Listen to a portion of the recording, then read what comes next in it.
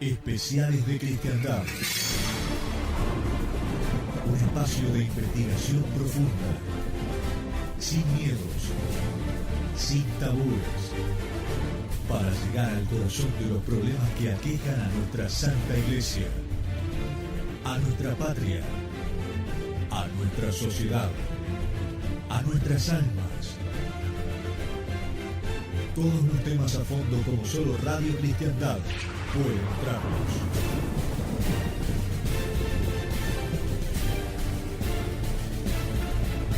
Especiales de Cristiandad.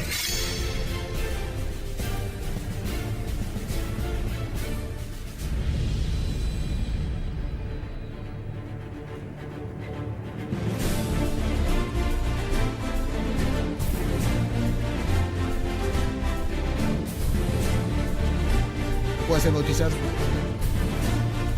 Y todavía no termina el primer programa y ya estamos peleándonos acá, no se da una idea cómo. Bueno, continuamos aquí en estos especiales de Cristiandad. Ahora sí, ahora se viene brava la cosa. Perpetuidad de la bula Quo Primum Tempore del Papa San Pío V. Ahí hago una pequeña introducción, me tomo yo la atribución de leerla o de comentarla. Entonces, no es sorprendente que en la mente de muchos católicos, con más razón tradicionales, haya total confusión sobre el estado legal de los ritos de la Santa Misa. Hay tantas cosas que han pasado que las mentes están confusas. Aquella expresión famosa de Monseñor Lefebvre, carta abierta a los católicos perplejos, esa perplejidad es realmente de actualidad. Hay quienes creen que la bula de San Pío V, Quo Primum Tempore, hace que cualquier alteración del misal sea ilegal y o inválido. Es cierto que dicha bula tiene muy estrecha conexión con los decretos dogmáticos del Concilio de Trento, lo hemos visto, los hemos señalado, y que dio una reavivada fuerza legal al rito romano de la Santa Misa, sustancialmente intacto durante muchísimos siglos. Eso es cierto, hay que dejarlo bien aclarado. Porque ese rito sacrosanto representa una barrera infranqueable contra la herejía, es correcto y normal acentuar el riesgo de la imprudencia en el manipuleo del misal, tal como sobrevino después y como lo describen los cardenales Ottaviani y Bacci. Más que manipuleo, manoseo. Sí, bueno. Pero la bula de San Pío V sigue siendo disciplinaria. Y enseguida veremos que ningún papa puede atar a sus sucesores en materias disciplinarias. No es lo mismo en materia dogmática. Concedemos y afirmamos, en lo personal concedo y afirmo, que un cambio de la disciplina puede entrañar un cambio de doctrina. Ahí sí juega a la inversa el adagio. Si yo toqueteo, manipuleo lo disciplinario, puedo vehiculizar un cambio doctrinario.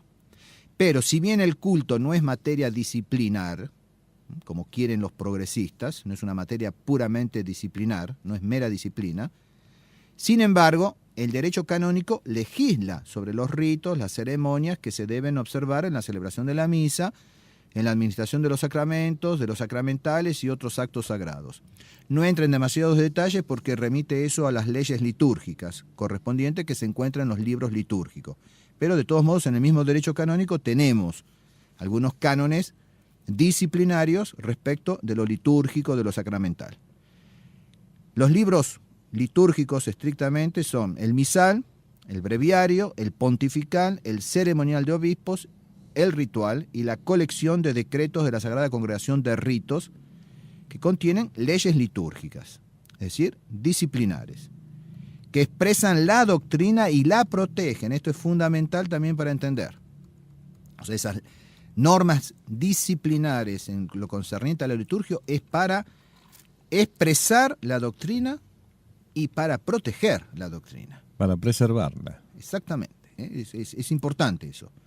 Entonces, vamos a ver después la importancia de todo esto y cómo entonces yo tengo que armarme con esto para defender lo que tengo que defender. Pero, insisto, la defensa tiene que ser racional y tiene que ser con argumentos justos. Si no, como yo les decía a los fieles en Córdoba en estos días, yo voy a dar una conferencia y de entrada nomás digo, la bula de San Pío V es inamovible. Si hay un canonista en la sala, me levanta la mano y me hace un agujero. Y se terminó la conferencia en ese momento. Yo quedo totalmente desautorizado. Entonces no podemos esgrimir argumentos que no son correctos. El misal entonces, el breviario, que es lo que más nos interesa aquí, pontifical, ceremonial, contienen entonces leyes litúrgicas para expresar la doctrina, para protegerla, salvaguardarla. Se trata pues entonces en concreto de saber si la bula Quo Primum Tempore de San Pío V puede ser abrogada o no. Y aquí hay que dar nociones fundamentales. Entonces hay fieles que sostienen que la bula Quo Primum Tempore prohibió a todo papa posterior a San Pío V hacer cambios en el misal o introducir nuevos ritos o ceremonias en la misa. Entonces ya hay que distinguir misal de ceremonias, de ritos, por lo pronto. Este error no es difícil de comprender cuando se lee el texto de la bula sin estar versado en la teología moral y el derecho canónico. Por eso quise hacer esa lectura del texto con esas notas. Consideremos pues las nociones de ley eterna, ley natural, ley divina positiva, ley humana, dentro de las leyes humanas la ley eclesiástica, a la luz de la doctrina de Santo Tomás. O sea, Santo Tomás trata estas cuestiones en la prima secunde, es decir, la primera parte de la segunda parte. O sea, la Summa Theologiae está dividida en 3 partes, primera parte, segunda parte, tercera parte. A su vez, la segunda parte está dividida en 2. Entonces, la primera parte de la segunda parte es lo que nos interesa. Cuestiones 91 a 97, Santo Tomás trata, también sigue un poco más, pero lo que nos interesa a nosotros es de la 91 a 97, trata sobre las leyes. Y tiene toda una cuestión, la 97, sobre la perpetuidad de las leyes. Toda una cuestión de la Summa Teológica sobre la perpetuidad de las leyes. O sea, si las leyes son perpetuas o si son válidas a perpetuidad o no. Entonces, si fuera que sí, ¿para qué Santo Tomás va a estudiar eso en una cuestión? Entonces, vayamos a algunos de los conceptos de Santo Tomás.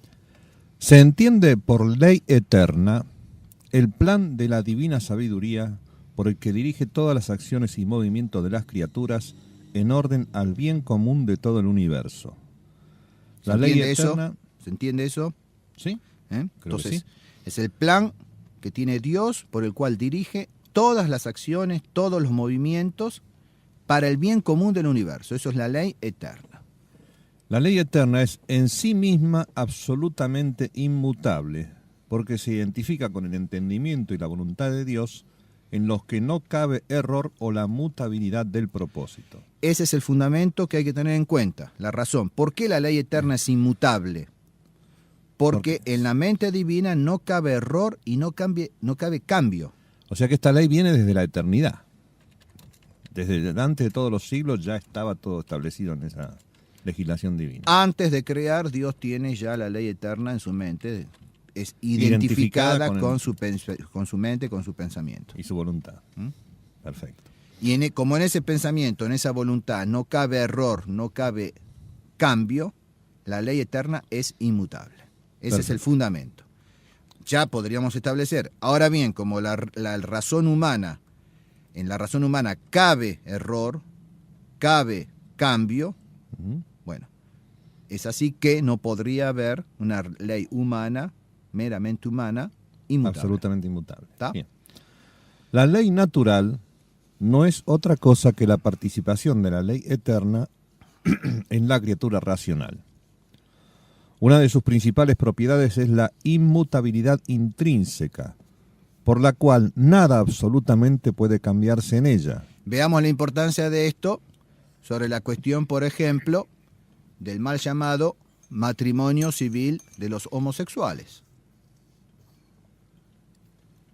Claro, mal llamado. Yo el viernes a la noche voy a tocar este tema en oblicuo, indirectamente. La conferencia del viernes a la noche va a ser sobre la igualdad, la desigualdad. Es decir, que no hay el igualitarismo. Y vamos a ver in oblicuo, o sea, como ejemplo al final, la cuestión famosa del feminismo, de la liberación femenina y la cuestión de la homosexualidad. pero tiene que ver con esto, con la ley natural. La ley natural es una participación de la ley eterna en la criatura racional. Por lo mismo que es una participación de la ley eterna, entonces es la voluntad de Dios y la mente de Dios expresada en la creación, tampoco cabe cambio. Tiene una inmutabilidad intrínseca. Nada absolutamente puede cambiarse en ella.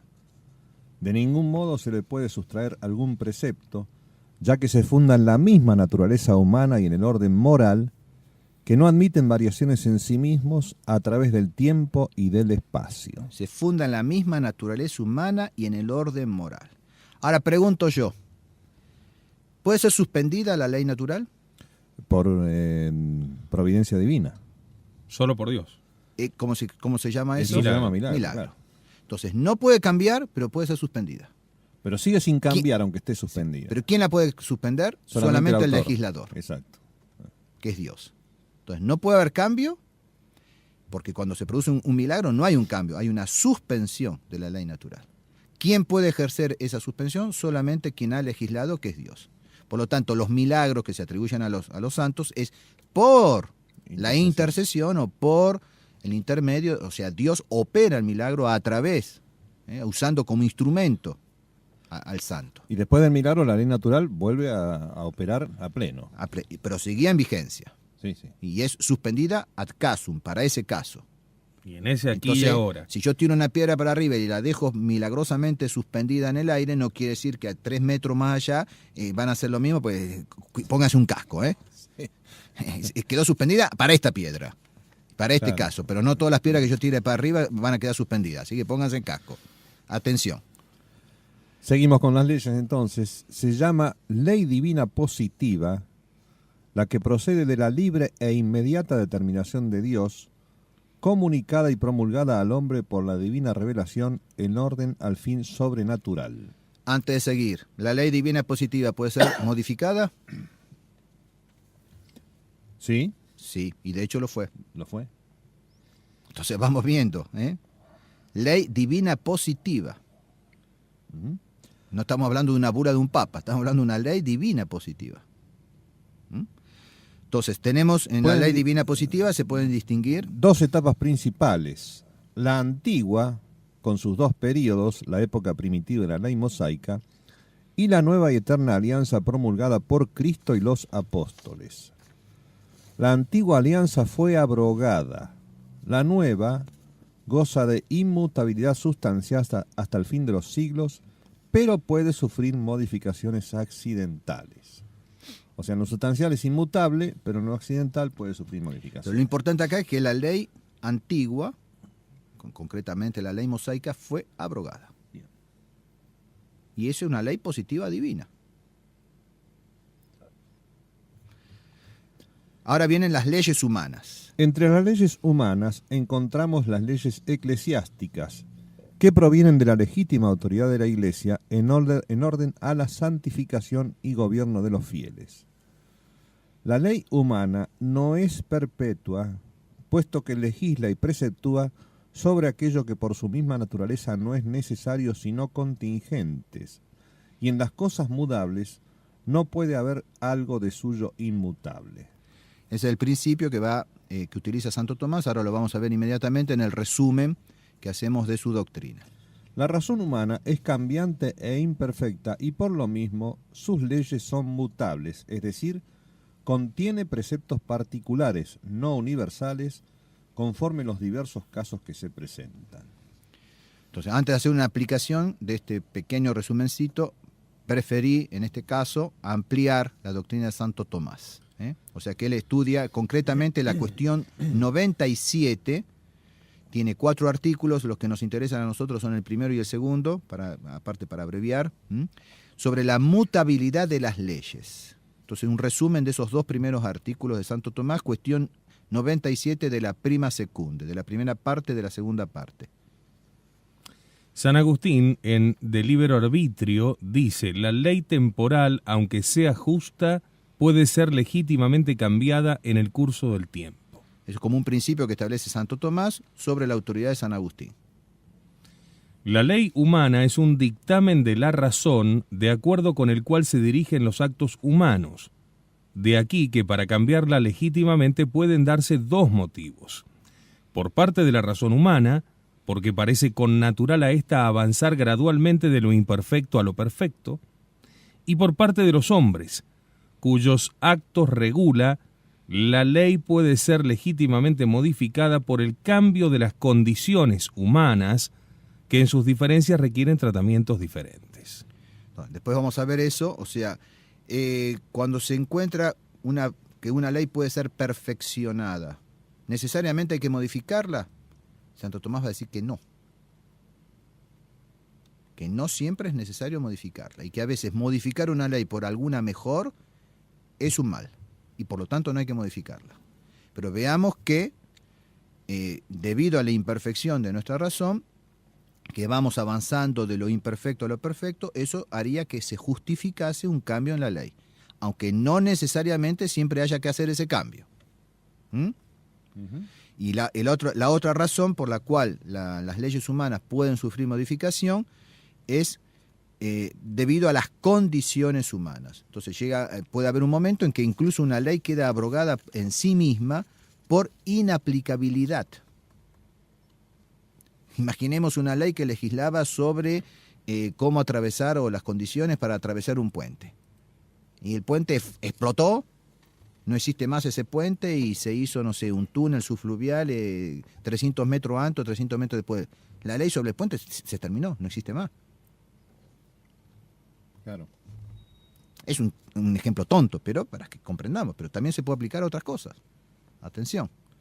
Entonces no es que necesariamente, como hacen los progresistas, han cambiado las condiciones humanas en todo. No, más mentito. A ver, primero vamos a ver qué cambios de las condiciones humanas han hecho y después vamos a ver cómo me querés cambiar vos la ley.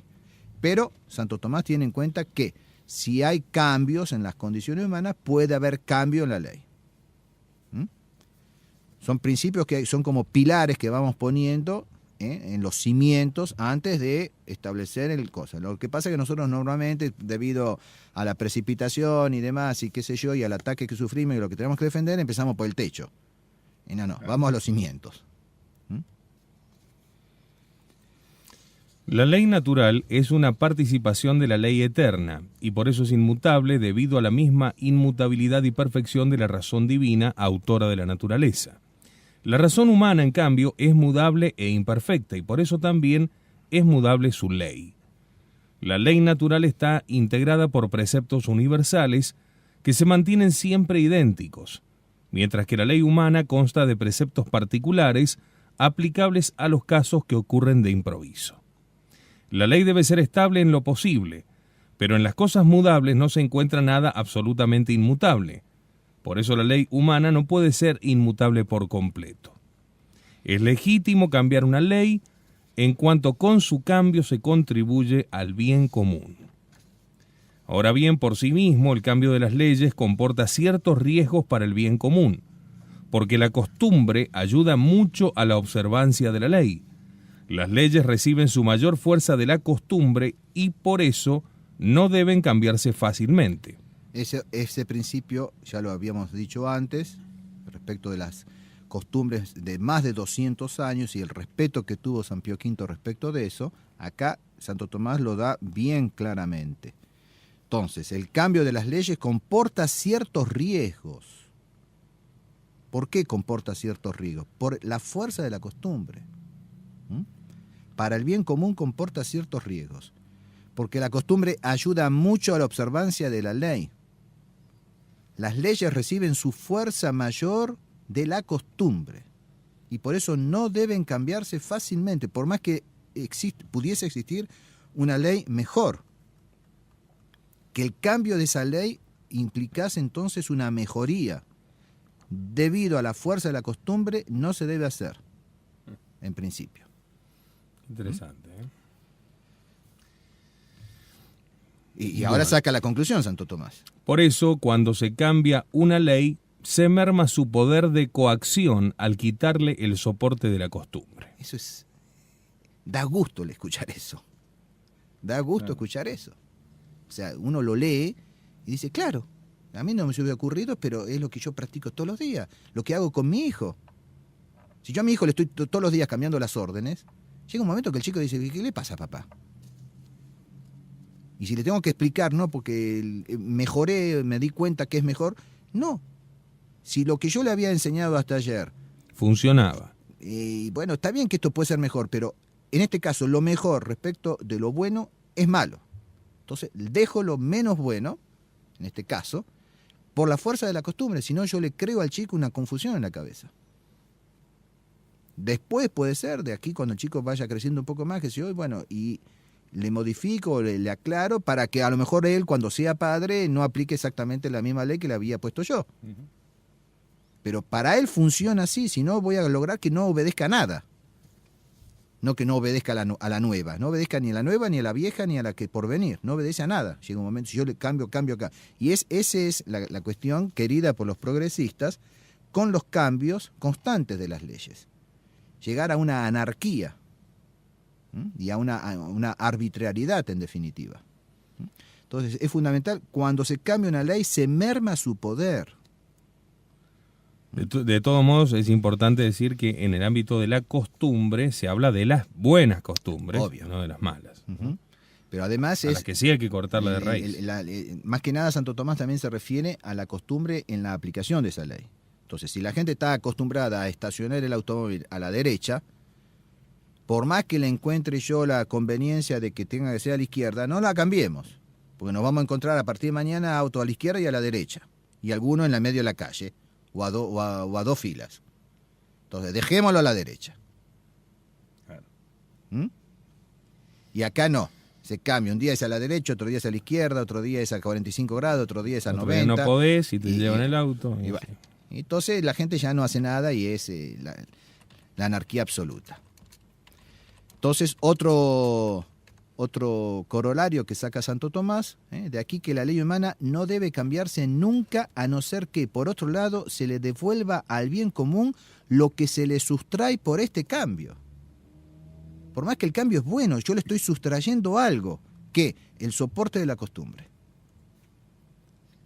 Vean esto es la sabiduría de los antiguos. Y Santo Tomás no está inventando, él es heredero de esto. Consideremos que detrás de esto está en gran parte el derecho romano, que no sé si lo siguen enseñando en la Facultad de Derecho. No. Y bueno. Y recién estaba pensando, en el derecho romano hay una normativa que habla de las costumbres indebidas, que por más que sean costumbres, si se iniciaron por error, deben ser cambiadas. O sea que la costumbre tiene fuerza siempre y cuando no se ponga la verdad o al bien. Claro. Es decir, cuando haya... Eso está contemplado por Santo Tomás también y por la teología moral. Claro. Es de sentido común. Claro. Muy bien, decíamos entonces de aquí que la ley humana no debe cambiarse nunca, a no ser que por otro lado se le devuelva al bien común lo que se le sustrae por este. Con más razón si le quito la fuerza de la costumbre y le innovo cambiándole la fe. Claro. En nuestro caso, ¿no? Sí. Lo cual puede suceder ya porque del nuevo estatuto deriva una grande y manifiesta utilidad, ya porque el cambio se hace sumamente necesario debido a que la ley vigente entraña una clara iniquidad o su observancia resulta muy perjudicial. Derecho romano. Por eso dice el jurisconsulto que la institución de nuevas leyes debe reportar una evidente utilidad que justifique el abandono de aquellas otras que durante mucho tiempo fueron consideradas equitativas. Bueno, hasta ahí Santo Tomás. Entonces ahora establecemos dos principios. Yo había tenido pensado hoy terminar con los dos, tal vez nos detengamos en el primero, vemos, pero por lo menos tratemos de terminar bien el primer principio. Primero los establecemos, si no tenemos tiempo de tocar hoy los dos, por lo menos ya queda establecido el segundo también. Entonces, el primer principio dice, por lo tanto, sería como el corolario de todo esto, la conclusión de todo esto, estos dos principios, hablar de una ley estrictamente humana, y a la vez absolutamente inmutable, es decir, perpetua, es una contradicción. Bien. Vamos a desarrollar eso hoy. Y el segundo principio, en latín, par imparem potestatem non habet. Es decir, un par, un igual, no tiene poder sobre su par. Nadie puede propiamente obligar a sus iguales. Entonces, en este caso, San Pío V no puede obligar a sus sucesores, porque son sus pares y tienen el mismo poder que él. Vamos a ver, entonces, para tranquilidad, ¿no es cierto?, ¿dónde quiere llegar el cura Seriani con todas estas vueltas? Vamos a ver, ¿no es cierto? Entonces, la bula de San Pío V hubiese sido abrogable si en las mismas circunstancias que hubiesen llevado a San Pío V a abrogarla. Claro, pero siempre con la prudencia que decíamos antes. No, por eso digo, San Pío V. hemos dicho, Si hubiera estado él en las mismas circunstancias que hubiesen aquel que la promulgó, siendo San Pío V, con toda la fuerza del Concilio de Trento, más hemos visto que era providencial, ¿verdad? Entonces, en las mismas circunstancias que hubiesen llevado a él, a San Pío V, verse obligado a modificarla. Es que esto no es más que otro aspecto de la unidad del papado. Exactamente. Por eso par, impar en potestate non. Es uno y el mismo el poder absoluto, supremo, no absoluto, sino supremo, de un papa que el de sus predecesores, que el de sus sucesores. O sea que San Pío X está actuando como San Pío V.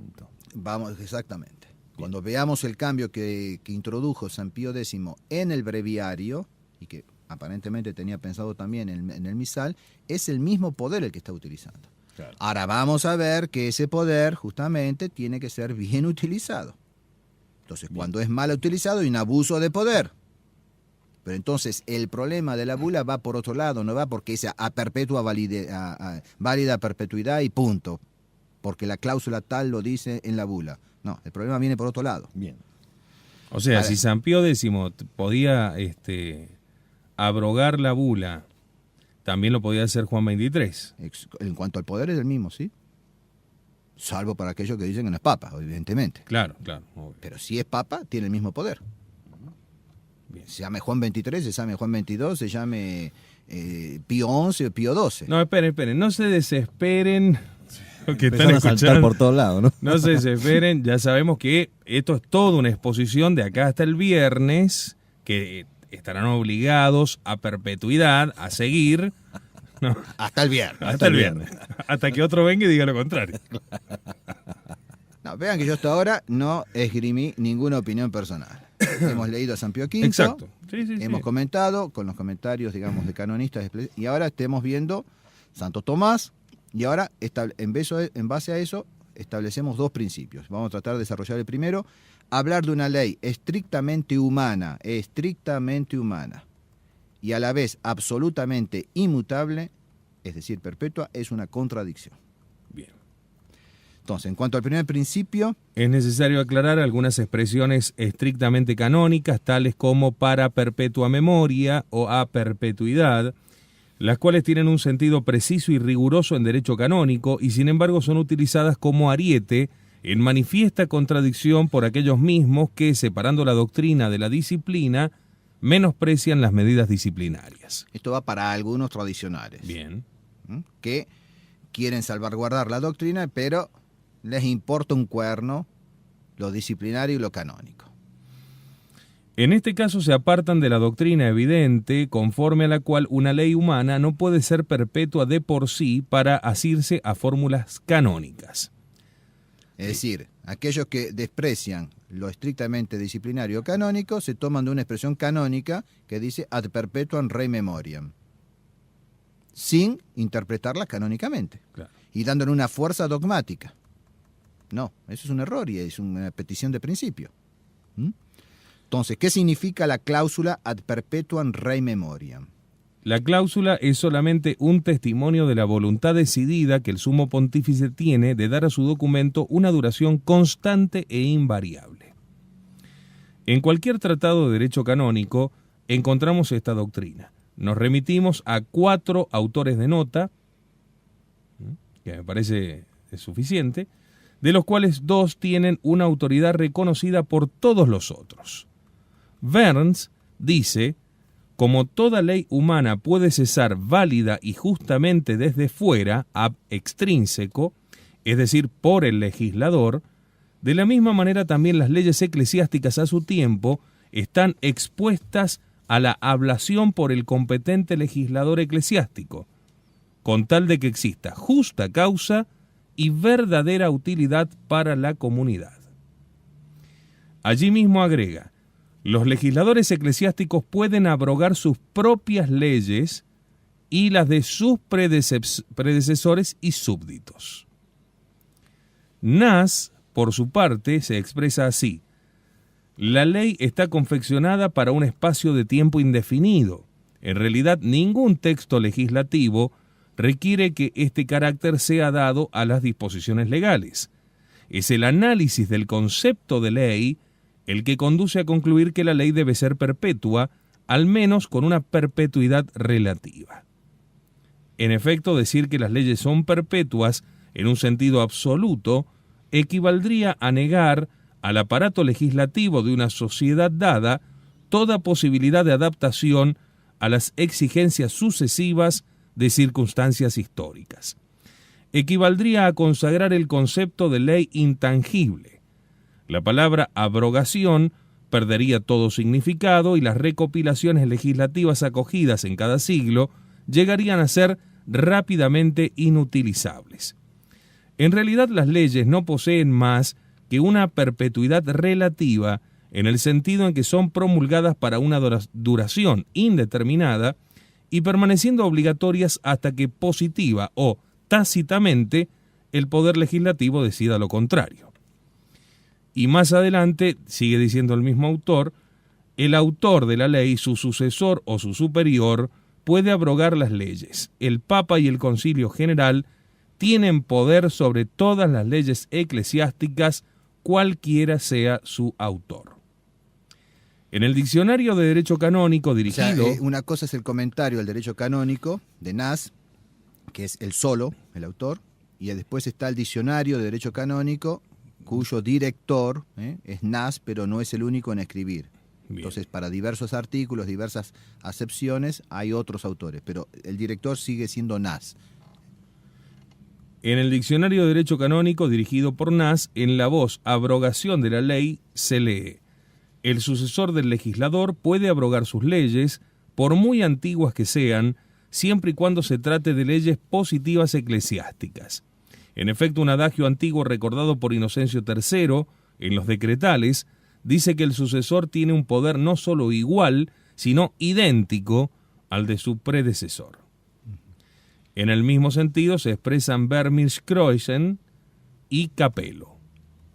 O sea, esos serían los 4 autores de nota. Yo aquí abrevio, me puse solamente lo que dice Vers y lo que dice Nas. Pero en el mismo sentido están los otros. Bueno, eso sería en cuanto al primer principio.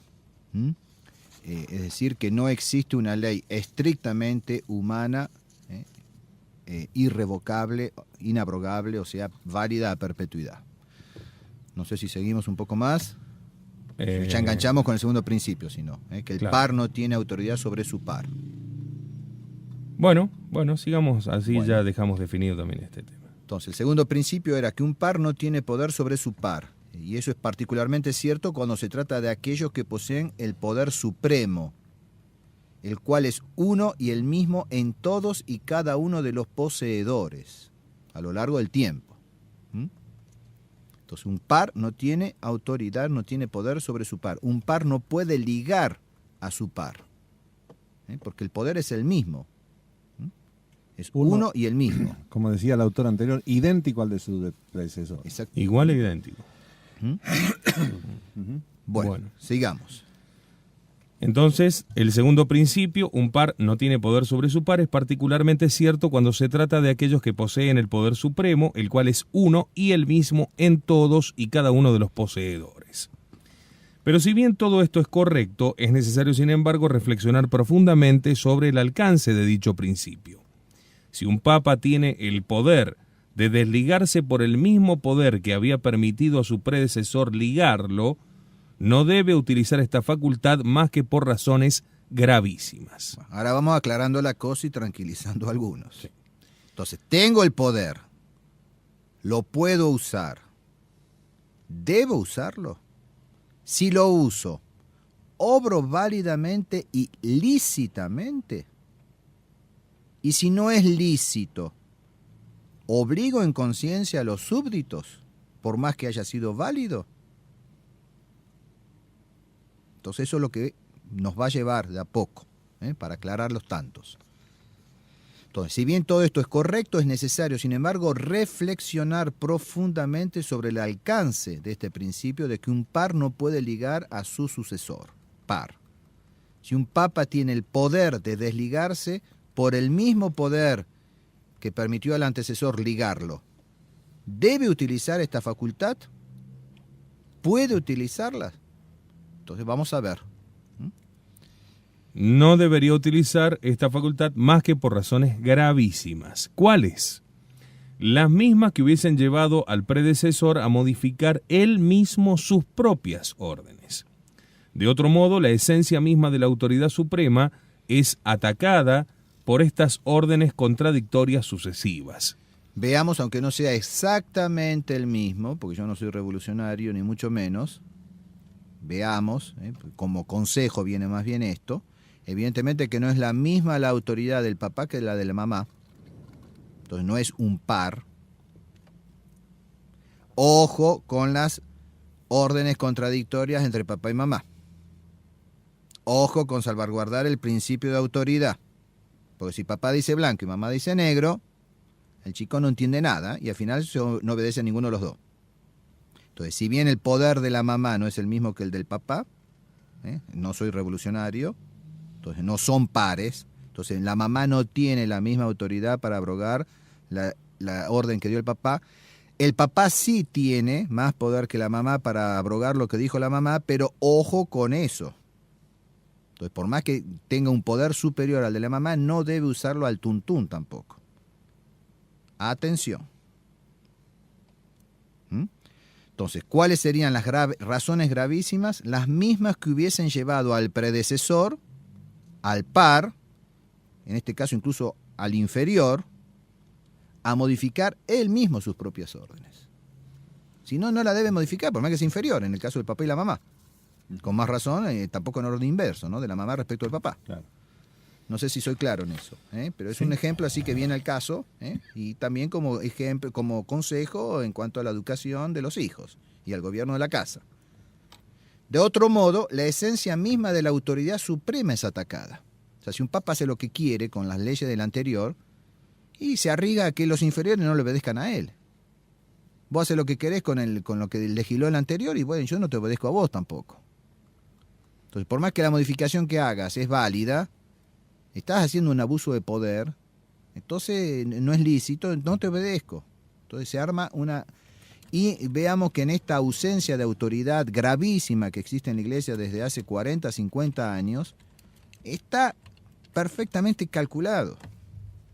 Los revolucionarios han querido llevar a esto, a esta anarquía actual. Entonces nosotros tenemos que, a fortiori, salvaguardar en la medida de lo posible el principio de autoridad. Entonces, retomemos por qué habría que solamente emplearlo cuando existen razones gravísimas. De otro modo, la esencia misma de la autoridad suprema sería atacada por esas órdenes contradictorias sucesivas. Que de algún modo sería una contradicción del mismo Papa. Así como en filosofía y en teología, una cosa es la potencia absoluta y otra la potencia ordenada, así también en derecho canónico una cosa es el poder absoluta y otra el poder ordenado. Acá hay que poner un ejemplo, no sé si se les ocurre, por supuesto yo lo tengo el ejemplo, pero ver. Entonces, así como en filosofía, en teología, una cosa es la potencia absoluta, yo tengo el poder absoluto de hacer tal cosa. Otra cosa es la potencia ordenada, o sea, ¿debo hacerla, no debo hacerla? ¿Cómo debo hacerla? ¿Tienen algún ejemplo claro ustedes o no? Para un ejemplo profano. Supongamos que el gobierno dice, yo puedo cambiar el sentido de circulación de los vehículos, que circulen por la izquierda. Lo puede hacer, tiene el poder para hacerlo. Pero no sería ordenado si lo hiciera. Bueno. Porque crearía un caos. ¿Y en teología? Eso sería filosofía, sí, la prudencia gubernativa. Sí. Y en teología, Dios tiene el poder de aniquilar un ángel. Tiene el poder de aniquilar un alma humana. Pero no lo hace. De potencia ordenada no lo va a hacer. De potencia ordenada no lo va a hacer. Más le valdría no haber nacido, dice referente de Judas, y Judas debe estar, ojalá fuese aniquilado. Preferiría ser reducido a la nada y no estar sufriendo en el infierno por toda la eternidad. Y Dios no lo va a hacer. Nos garantiza ese poder ordenado, el usar ordenadamente ese poder absoluto que tiene Dios, no garantiza que no lo va a hacer. Pero podría hacerlo. Entonces, de la misma manera, el Papa tal tiene el poder absoluto, supremo, de modificar la ley, pero de poder ordenado lo puede hacer, eso es lo que está en juego. Claro. ¿Se va aclarando un poco la cosa? Sí, sí. Bueno, vayamos entonces, sigamos. Dicho de otro modo, no todo está decidido ni resuelto cuando se dice tal papa podía válidamente, o sea, tenía el poder absoluto de abrogar la bula de tal otro papa. Queda aún por comprobar, primero, que lo hizo. Segundo, que lo hizo lícitamente, es decir, que debía, que tenía el poder de hacerlo y lo utilizó ordenadamente, dadas las circunstancias y guiado por la prudencia gubernativa. Primero que lo hizo, porque muchas veces nos han corrido con el ancho falso. Sí. No sé si los que no son argentinos comprenden eso. Lo corren con la vaina. Nos corren una baila del facón. Entonces, primero que lo hizo. Y en segundo lugar, dado el caso que yo pueda probar o me puedan probar que lo hizo lícitamente, con poder ordenado, para el bien de la comunidad, para el bien común. Según las circunstancias y guiado por la prudencia gubernativa. Todo lo que implica la prudencia gubernativa. Esa legitimidad, entonces... La licitud se refiere al mismo tiempo al cambio de la ley como tal, al fondo de la nueva ley y a la forma en que es mutada. Todo eso tengo que tenerlo en cuenta. Bien. Por supuesto que no lo puedo exigir a doña Rosa, ¿no es cierto? Que no sabe ni leer ni escribir. Sí, pero bueno. No todos podemos ser considerados doña Rosa. Y que no nos tomen por doña Rosa a todos. Lo dicho nos lleva a afirmar que, en cuanto a sus exigencias de forma, la bula Quo Primum Tempore reviste todas las condiciones de perpetuidad. Eso hay que hacer un cuadrito con letras de oro. En cuanto a sus exigencias de forma, por eso yo quise leer el texto con todos esos comentarios hoy, en cuanto a sus exigencias de forma, la bula Quo Primum reviste todas las condiciones de perpetuidad. No solamente la bula, sino el privilegio que está al interior de la bula. Recordemos eso también. Lo hemos señalado. Al referirnos a los términos empleados por el pontífice, en los párrafos, por ejemplo, 5, 6, 7, 8 y 12, leemos: en adelante y por la perpetuidad de los tiempos futuros, valedera a perpetuidad, también a perpetuidad, y se yergue siempre firme y válida en su vigor. Eso en cuanto a la forma. Exactamente. En cuanto al fondo, 3 circunstancias características confirman esta perpetuidad. A. El fin perseguido.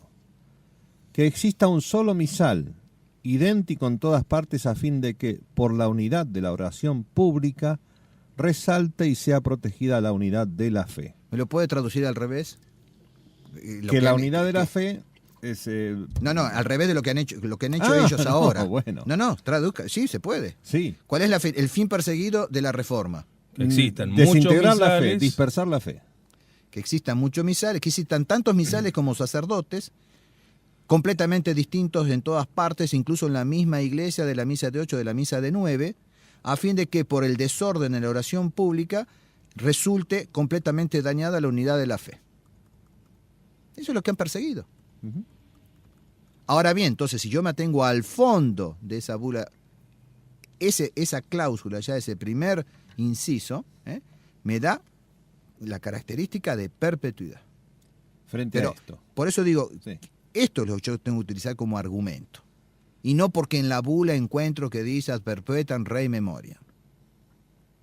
No sé si voy, si voy tranquilizando, y no solamente tranquilizando, sino afianzando las inteligencias y las voluntades. La segunda característica del fondo de la Quo Primum Tempore, que confirma esa perpetuidad, es el método seguido. No es una fabricación artificial, no es una reforma radical, sino que constituye la restauración del misal romano a la prístina norma y regla del original y al rito de los santos padres. Acá lo mismo, puedo introducir el principio buniniano. Es una fabricación artificial, de modo tal que cuando le preguntan en la primera simulación que hace de la misa normativa delante de todos los superiores de órdenes religiosas, y alguien le dice, pero padre, si yo entiendo bien, su misa va a durar 15 minutos. Bueno, siempre se puede agregar algo más, contestó. Delante de todos los superiores de órdenes religiosas. Cuando él simula por primera vez, no en el sentido malo de simular, sino hace una representación, una mímica ensayo, claro, de la primera misa normativa, dice, pero si entiendo bien, esto va a durar 15 minutos. Bueno, siempre se puede agregar algo. O sea, una fabricación artificial. Te lo pedimos, Señor. Una reforma radical. No fue la restauración del misal romano a la prístina norma. Eso es lo que ha hecho San Pío V y por lo tanto esta segunda cláusula, este segundo inciso, le da también fuerza de perpetuidad en cuanto al fondo. Falta el tercero. Sí, pero concluyamos este punto del método diciendo que el método que se siguió da como resultado la restitución de un pasado aprobado, lo cual constituye la garantía de un futuro apacible. Eso no es verso, no es poesía, ¿eh? No. No Parece es poesía. bucólico, pero no. Vale la pena repetirlo. O sea, ¿qué nos da el fruto del trabajo de San Pío V? ¿Qué nos da? Es la restitución de un pasado aprobado y da como resultado la garantía de un futuro apacible. Y han sembrado justamente Y todo bueno, lo contrario, la guerra. Exactamente, tenemos un presente caótico. Caótico. Este era el futuro que le esperaba a la misa de Bugnini. Ujú. Y a ciertos panoramas. Bueno, Sí. ahora no, porque ahora ya tenemos el Summorum Pontificum Sí. y ahora estamos todos en paz. Estamos conversando no sobre la disciplina, sino sobre la doctrina. Claro. Ahora es otra cosa. La última característica del fondo de la Quoprimum Tempore es el autor o los autores. Es un papa obrando con toda la fuerza de su autoridad apostólica, en conformidad exacta al deseo de un concilio ecuménico y a la tradición ininterrumpida de la Iglesia romana, en conformidad, además para las partes esenciales del misal, con la Iglesia universal. A pesar de lo que pretenden los progresistas, no se le puede aplicar de ninguna manera esto a la reforma de Pablo VI. Porque ellos quieren esgrimir. Es el Concilio Vaticano II que le da al Papa, le confía al Papa, por a través de la Constitución Sacrosanctum Concilium de liturgia, que haga la reforma. No, en absoluto está esta cuestión de fondo. No. Un papa obrando con toda la fuerza de su autoridad apostólica. No existe, a punto tal que después de 40 años o 30 años tuvieron que reconocer de que no había sido abrogada la bula Quoprimum. Aunque está con el inciso, en cuanto a forma extraordinaria, no nos olvidemos de eso. Sí. Por eso yo digo que el motu propio no se aplica a la bula Quoprimum. Entonces, obrando con toda la fuerza de autoridad apostólica, en conformidad exacta al deseo de un concilio ecuménico y a la tradición ininterrumpida. Sobre todo no en cuanto a la tradición Sí, ininterrumpida, pero tampoco en cuanto al concilio ecuménico, porque está probado que los padres conciliares firmaron o aprobaron de esa constitución era una cosa completamente distinta de lo que después salió de las manos de Pablo VI. Sobre todo en cuanto a la intención. Se han burlado de la intención de muchos obispos. No de todos, porque hay muchos que estaban en el jueguito. Sí. Pero se han burlado de la intención, de la buena voluntad de la mayoría de los obispos. Y tampoco en cuanto en conformidad a las partes esenciales de misal con la Iglesia Universal. No, han hecho una nueva misa. Y en conformidad dice además, para las partes esenciales del misal con la Iglesia Universal, que hoy sabemos que no es así. Totalmente. Sí. Absolutamente. Entonces, cada una de tomadas individualmente, cada uno de esos puntitos, sumado a las exigencias de forma, pero cada uno de estos puntos en cuanto al fondo, Y tomados más aún en conjunto, nos aseguran que ningún papa podrá jamás abrogar lícitamente la bula de San Pío V, admitiendo que pueda hacerlo válidamente sin traicionar el depósito de la fe o una ley fundamental de la Iglesia. ¿queda claro eso? Sí, o sea, con todas estas características, es decir, las de forma y de fondo, que confirman la perpetuidad de la bula, tomadas cada uno individualmente, pero además en su conjunto, aseguran que ningún papa podrá jamás abrogar lícitamente la Quoprimum Tempore, admitiendo que pueda hacerlo válidamente sin traicionar el depósito de la fe o una ley fundamental de la Iglesia. Que habría que ver, pero admitimos por principio. Claro. Entonces, ya son dos los cartelitos que habría que hacer, bien marquitos. El primero era, en cuanto a sus exigencias de forma, la bula Quoprimum Tempore reviste todas las condiciones de perpetuidad. En cuanto a lo que legisla en concreto en cuanto al fondo, cada una de esas tres características, cada una individualmente, no hace falta que estén reunidas las tres. El fin, el método y los autores. Con más razón, si veo las tres, eso me asegura que ningún papa podrá jamás abrogar lícitamente la bula de San Pío V, aunque yo admita por principio de que pudiera hacerlo válidamente, sin traicionar el depósito de la... Lo es muy difícil, pero bueno, es posible. Bien. El Diccionario de Derecho Canónico, hablando de las cualidades de la abrogación, dice: la abrogación debe ser justa, es decir, realizada por un motivo legítimo. Sin embargo, si ella no está justificada, permanece válida, puesto que la abrogación de la ley depende de la voluntad del legislador. Pero ella es ilícita, como dijimos cuando no está justificada, ¿no?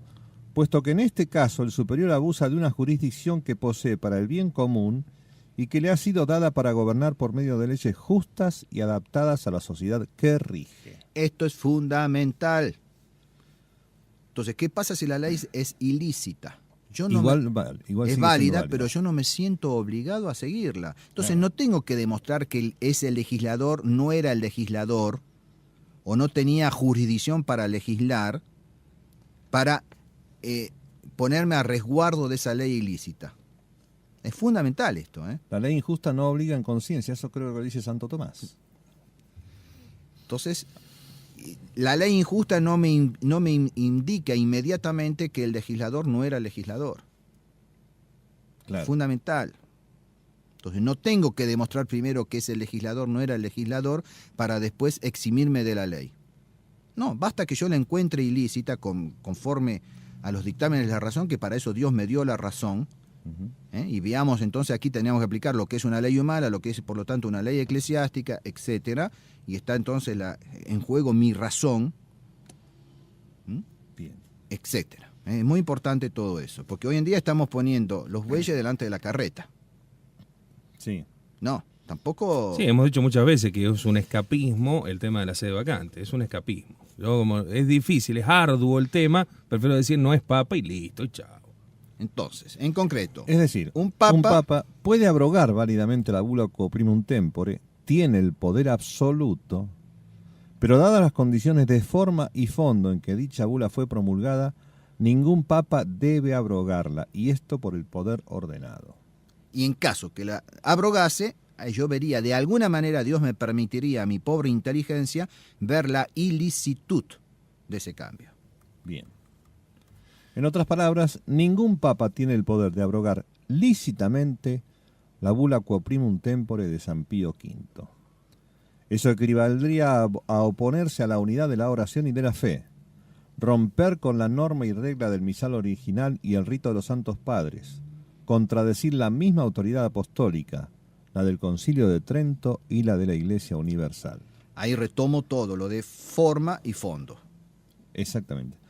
Si estudiamos con detenimiento la bula Quo Primum Tempore, comprobaremos que San Pío V tanto habla de norma, ritos, ceremonias, oraciones, etcétera, como de el misal editado por nos, que jamás se agregue, suprima o cambie nada a este misal nuestro recién editado, que no se atrevan a agregar o recitar en la celebración de la misa ceremonias distintas a las contenidas en el misal presente y que no pueden ser forzados ni compelidos por nadie a reemplazar este misal, etcétera. O sea, veamos que hay cosas distintas. Una cosa son ritos, ceremonias, y otra es nuestro misal. Entonces, si hubiese una modificación de nuestro misal por el agregado de una nueva misa, o sea, no en el sentido del rito, sino la misa del Sagrado Corazón o de Cristo Rey, yo creo que nadie ha declarado la sede vacante o ha dicho es ilícito, no voy a seguir lo que hizo Pío XI al instituir la fiesta de Cristo Rey y mandarla a que se celebrase el domingo último de octubre. Claro. Pero hay en esa nueva misa de Cristo Rey o del Sagrado Corazón, hay normas, además de haber una nueva misa, un nuevo prefacio, hay oraciones. Está la oración colecta, la oración secreta. hay normas o ritos, porque además va acompañado, esa promulgación va acompañada de que ese día, delante del Santísimo Expuesto, tenía que ser recitado el acto de consagración del género humano al Sagrado Corazón de Jesús. No forma parte de la misa, pero forma parte de la legislación. Y yo no puedo eximirme de eso. Ahora, si con la nueva misa entonces me pone un prefacio, me cambia completamente el ordinario en la misa, ya es otra cuestión. Ya es otra cuestión. Tenemos que ver. Por lo tanto, Muy diferente es hablar de perpetuidad del rito romano, distinto no solo de los ritos orientales, sino incluso de los otros ritos latinos como el de Milán, Toledo o León, que hablar de perpetuidad de oraciones, ceremonias y misal. Es evidente que es el rito, según la prístina norma de los santos padres y la venerable institución, el que ha de ser perpetuamente conservado, porque un cambio sustancial en él implicaría un cambio en la doctrina. Pero el misal, sus oraciones y ciertas ceremonias pueden cambiar, y de hecho han cambiado, lícitamente, por supuesto. Lo han seguido. Claro, desde luego. Lo ha seguido, yo no puedo probarlo, pero hasta el mismo San Pío V tal vez lo siguió. Porque en el misal que él recibió, tal vez él mismo legisló que fuese incorporada tal fiesta de tal santo. No sé, no puedo probarlo. Claro. Pero evidentemente que en el misal, a partir de un determinado momento, en el misal de San Pío V, aparece el 5 de mayo la fiesta de San Pío V. Que no la instituyó él, evidentemente. No, porque no era tan orgulloso como para instituirla. ni había sido canonizado todavía. No era José María Escrivá. No. No se hubiera puesto. Claro.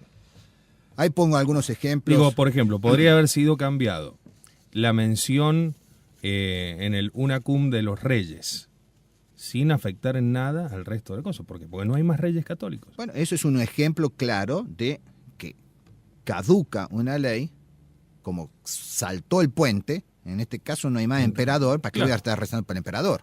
Claro. Saltó el puente.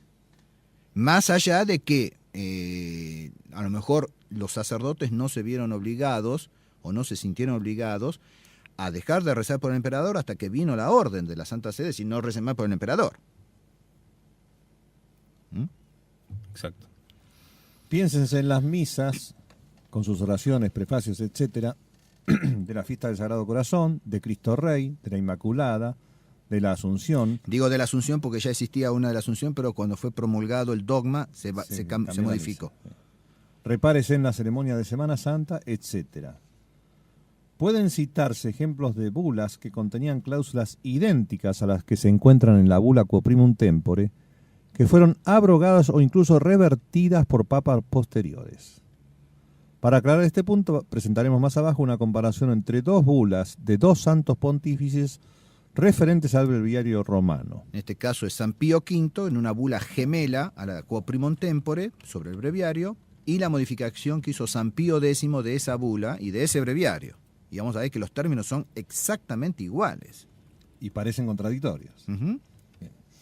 Eso lo veremos mañana. Podremos comprobar que es, pues, que el valor real de las bulas a perpetuidad y el sentido verdadero de la perpetuidad de las bulas es muy distinto del que les otorgan algunos inexpertos canonistas. Todo eso nos muestra que las leyes humanas son abrogables y modificables. Veremos que la bula de San Pío V fue modificada en parte por los decretos, bulas o constituciones que establecieron oraciones, ceremonias y fiestas distintas a las que se contenían en el misal editado en 1570, sin por eso modificar el rito romano ni afectar la doctrina. Esas bulas están al comienzo del misal de los altares. Ajá. Esas bulas. O sea, veremos que la bula de San Pío V fue modificada en parte por decretos, bulas o constituciones que establecieron oraciones, ceremonias y fiestas distintas. Bueno, algunos de esos decretos, esas bulas, están en el mismo misal, no de Juan XXIII, estoy hablando de un misal de 1929, de 1940, de 1953, están esas bulas. Bien. Incluso en el misal está la bula de San Pío V sobre el breviario, porque él no llegó a hacer la modificación en el misal, pero la bula sobre el breviario incluso está incluida, valga la redundancia, en el misal. ¿Por qué? Por la relación que hay entre breviario y misal. Entonces, como él modifica el breviario, eso implicaría también una modificación en el misal que él no llega a hacer, y por eso su bula está en el misal de los altares, que utilizan los sacerdotes. ¿Qué significa entonces la locución ad perpetuam? Esto para resumir. Ad perpetuam rei memoriam, que está al encabezamiento de estas bulas, ¿no? Esta expresión se traduce para perpetua memoria del asunto. Perpetua etimológicamente significa continua, ininterrumpida. Esta fórmula advierte que por su gravedad, el asunto tratado deberá ser tenido en cuenta permanentemente y, por supuesto, prescribe la continua obligatoriedad de sus normas mientras tenga vigencia el documento.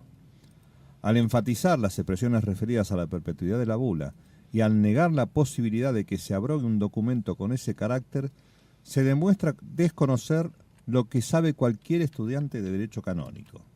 Se llaman perpetuas las leyes promulgadas sin término fijo de vigencia y que mantienen su obligatoriedad hasta ser explícita o implícitamente abrogadas. En este sentido son válidas a perpetuidad, según dicen Vermis y Clausen. Bueno, hasta acá ahí terminaríamos. lo que tiene que ver con la perpetuidad. No sé si hay que aclarar algo hoy o mañana, por supuesto se va a aclarar todavía más, pero me parece que queda suficientemente claro.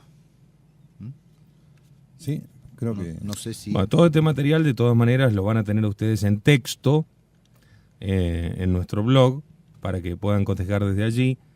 Hoy podríamos poner hasta acá nada más, de tal modo de que nadie se fuera adelantando, no tuvieran la primicia antes que en la radio, en el blog. Así que Nancy ya sabe, usted será la encargada de hacer esta tarea, lo vamos a poner para que ya lo puedan ir leyendo.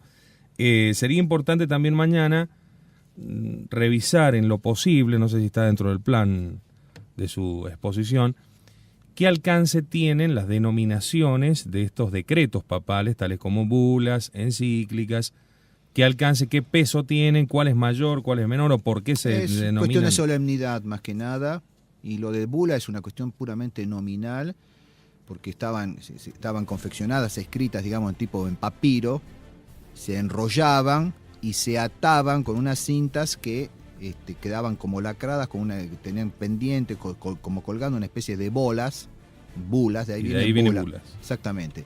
Pero es más que nada una cuestión de solemnidad, lo que fuese, no es que le agreguen más valor o menos valor. En aquel entonces no existían las encíclicas claro. Son más bien del siglo XIX, por ejemplo. Y una constitución apostólica no le agrega mucho mayor fuerza que a una bula. Depende. No es en cuanto a valor o en cuanto a fuerza de ley, no le agrega o no le quita más. Bien, perfecto. Muy bien, entonces será hasta mañana, si Dios quiere, aquí en Radio Cristiandad, con la segunda parte de esta conferencia entre el misal de San Pío V y el misal del 62, que todavía ni hemos llegado, ya llegaremos. Yo creí necesario todo esto. Por supuesto. No, aparte nos ha venido bien a todos. Ha sido refrescar e iluminar muchas inteligencias que veníamos con muchas cosas que estaban ahí como dando vueltas, ¿no? Nada más por hoy. Muchísimas gracias, Padre. Será hasta mañana si Dios quiere. Si Dios quiere. Los esperamos a todos. Ya saben, pueden comunicarse, dejarnos sus inquietudes a radio@cristiandadfm.com o a nuestra dirección de Messenger cristiandad@msn.com.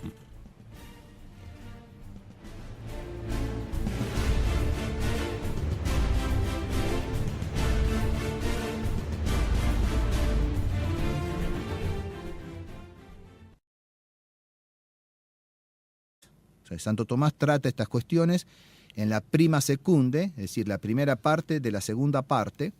O sea, la Summa Theologiae está dividida en 3 partes, primera parte, segunda parte, tercera parte. A su vez, la segunda parte está dividida en 2.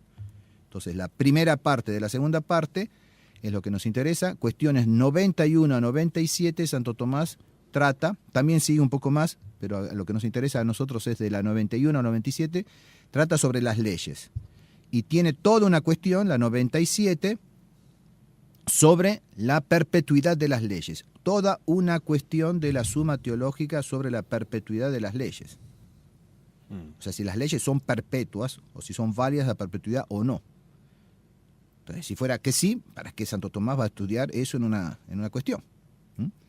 Entonces, vayamos a algunos de los conceptos de Santo Tomás. Se entiende por ley eterna el plan de la divina sabiduría por el que dirige todas las acciones y movimientos de las criaturas en orden al bien común de todo el universo. La ley eterna... ¿Se entiende eso? ¿Sí? Creo Entonces, que sí. es el plan que tiene Dios por el cual dirige todas las acciones, todos los movimientos para el bien común del universo. Eso es la ley eterna. La ley eterna es en sí misma absolutamente inmutable, porque se identifica con el entendimiento y la voluntad de Dios, en los que no cabe error o la mutabilidad del propósito. Ese es el fundamento que hay que tener en cuenta, la razón. ¿Por qué la ley eterna es inmutable? Porque en la mente divina no cabe error y no cabe cambio. O sea que esta ley viene desde la eternidad. Desde antes de todos los siglos ya estaba todo establecido en esa legislación divina. Antes de crear, Dios tiene ya la ley eterna en su mente. Es identificada con su mente, con su pensamiento. Y su voluntad. Perfecto. Y como en ese pensamiento, en esa voluntad, no cabe error, no cabe cambio, la ley eterna es inmutable. Ese es el fundamento.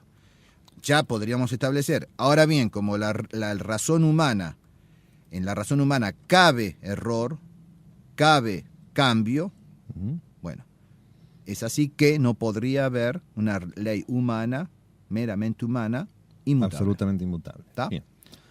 La ley natural no es otra cosa que la participación de la ley eterna en la criatura racional.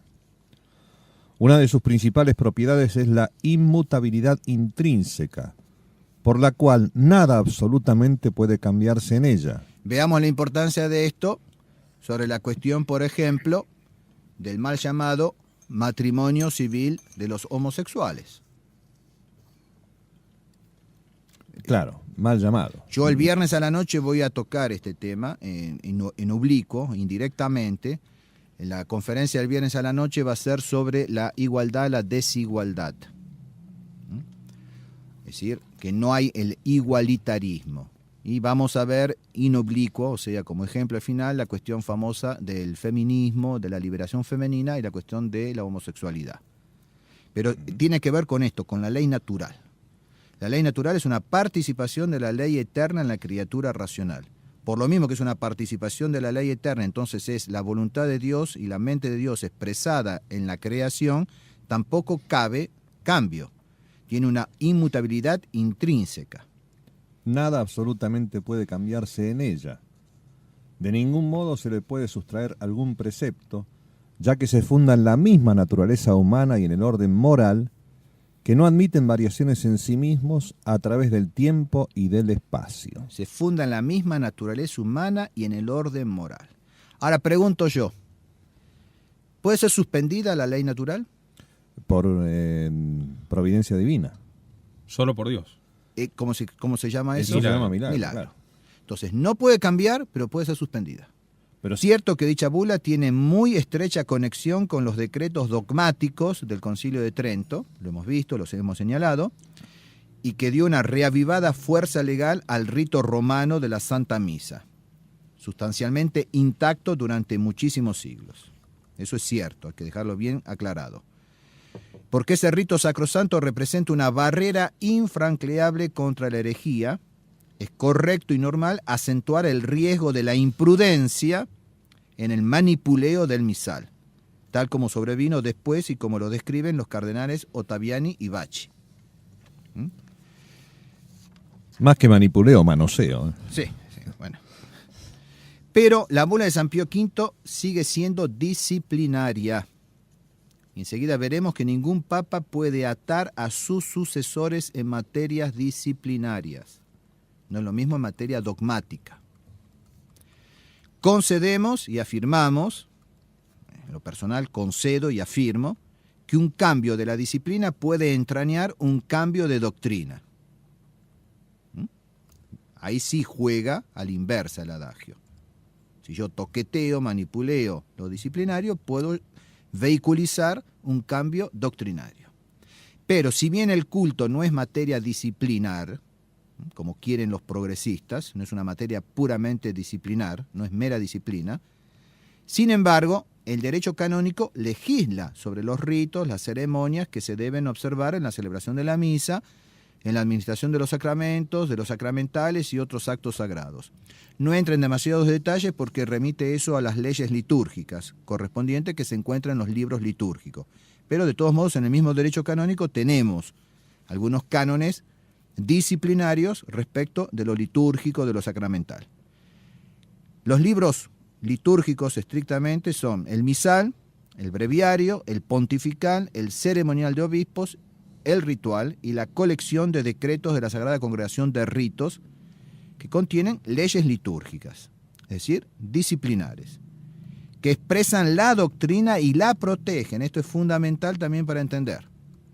O sea, esas normas disciplinares en lo concerniente a la liturgia es para expresar la doctrina y para proteger la doctrina. Para preservarla. Exactamente, es importante eso. Entonces, vamos a ver después la importancia de todo esto y cómo entonces yo tengo que armarme con esto para defender lo que tengo que defender. Pero, insisto, la defensa tiene que ser racional y tiene que ser con argumentos justos. Si no, como yo les decía a los fieles en Córdoba en estos días, yo voy a dar una conferencia y de entrada nomás digo, la bula de San Pío V es inamovible.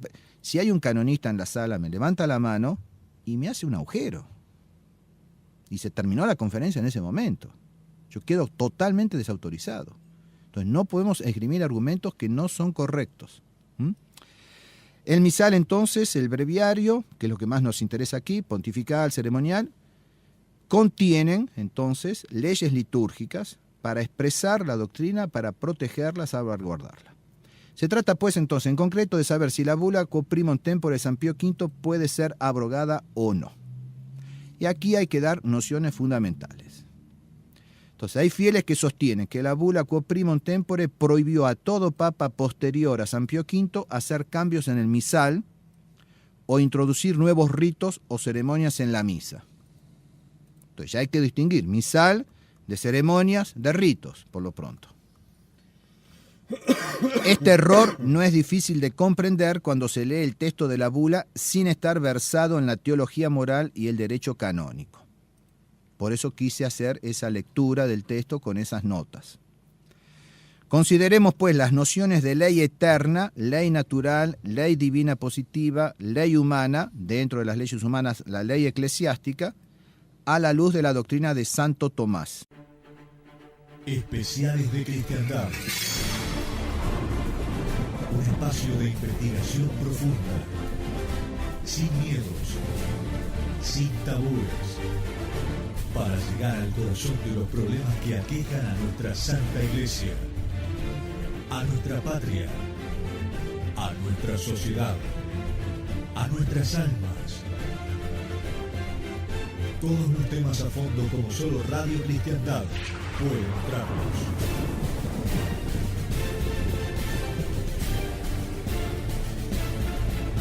Especiales de Cristiandad.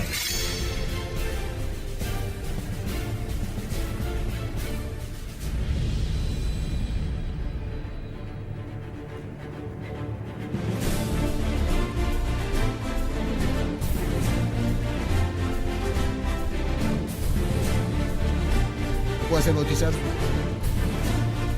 Y todavía no termina el primer programa y ya estamos peleándonos acá, no se da una idea cómo. Bueno, continuamos aquí en estos especiales de Cristiandad. Ahora sí, ahora se viene brava la cosa. Perpetuidad de la bula Quo Primum Tempore del Papa San Pío V. Ahí hago una pequeña introducción, me tomo yo la atribución de leerla o de comentarla. Entonces, no es sorprendente que en la mente de muchos católicos, con más razón tradicionales, haya total confusión sobre el estado legal de los ritos de la Santa Misa. Hay tantas cosas que han pasado que las mentes están confusas. Aquella expresión famosa de Monseñor Lefebvre, carta abierta a los católicos perplejos, esa perplejidad es realmente de actualidad. Hay quienes creen que la bula de San Pío V, Quo Primum Tempore, hace que cualquier alteración del misal sea ilegal y o inválido. Es